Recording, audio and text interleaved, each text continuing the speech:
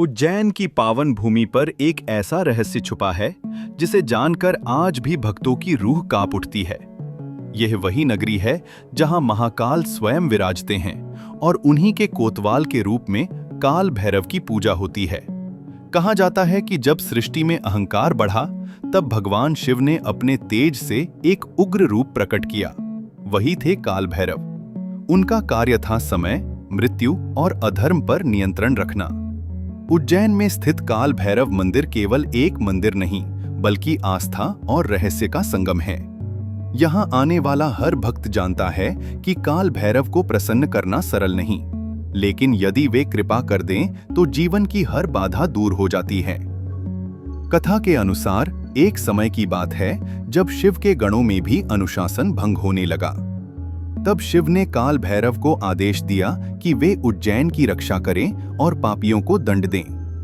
काल भैरव ने इस दायित्व को स्वीकार किया, लेकिन उन्होंने कहा, मैं केवल वहीं रहूंगा जहां मेरी पूजा भय नहीं, भक्ति से हो। तभी से वे उज्जैन में विराजमान हो गए। सबसे अद्भुत रहस्य है काल भैरव को चढ़ाई जाने वाली 2.5 प्याला मदिरा। कहा जाता है कि एक बार तांत्रिकों ने काल भैरव को प्रसन्न करने के लिए मदिरा अर्पित की। भैरव ने उसे स्वीकार किया, लेकिन आदेश दिया कि मदिरा केवल प्रतीक होगी, न कि भोग विलास का साधन। तभी से परंपरा बनी कि भैरव को 2.5 प्याला मदिरा अर्पित की जाती है।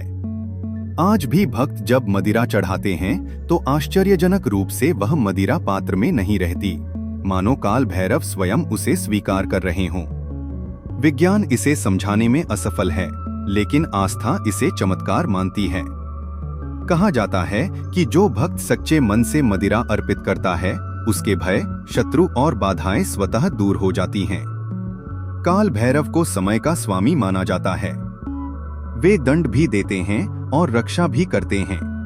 उनकी आंखों में उग्रता है, लेकिन हृदय में न्याय। इसलिए उज्जैन आने वाला कोई भी यात्री महाकाल के दर्शन से पहले काल भैरव के दर्शन अवश्य करता है, क्योंकि बिना कोतवाल की अनुमति नगर में प्रवेश अधूरा माना जाता है।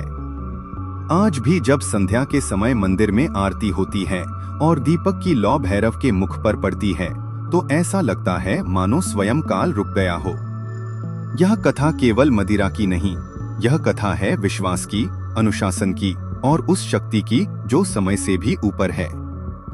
काल भैरव केवल देवता नहीं हैं, वे भय के अंत और न्याय की शुरुआत हैं।